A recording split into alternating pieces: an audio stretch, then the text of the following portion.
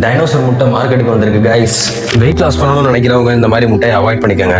இந்த முட்டையில 2 மஞ்சக்கரை இருக்குது.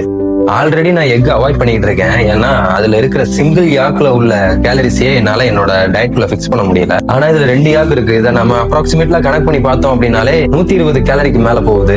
கண்டிப்பா என்னோட டயட்ல ஃபிக்ஸ் ஆகாது. இங்க நிறைய பேருக்கு இருக்கிற ஸ்ட்ரகிள் என்னன்னா, ஒரு ஹை கேலரி ஃபுட்டை ஒரு டயட்டுக்குள்ள கொண்டு வர முடியாது. ஏன்னா இங்க நிறைய பேருக்கு டயட்ன்றதே ஒரு 2000 கேலரி டயட் தான் நம்ம ஃபாலோ பண்ணுவோம். அப்படி இருக்கையில இந்த மாதிரி 120 கேலரி ஒரு எக்ல இருந்துச்சுன்னா நம்மளால அதை கண்டிப்பா இன்க்ளூட் பண்ண முடியாது. ஆனா எங்க அப்பா இது 2 டஜன் வாங்கிட்டு வந்துட்டாரு, 60 முட்டை. அப்ப இதை சாப்பிட மாட்டீங்களான்னு கேட்டா கண்டிப்பா சாப்பிடுவேன். கொஞ்சம் கொஞ்சமா சாப்பிடணும். இது 2 3 சாப்பிட சொல்ல என்னோட கேலரிஸ் கண்டிப்பா ஃபிக்ஸ் ஆகும். ஆனா ஒரு நாளுக்கு 5 6 சாப்பிட்டா கண்டிப்பா ஃபிக்ஸ் ஆகாது.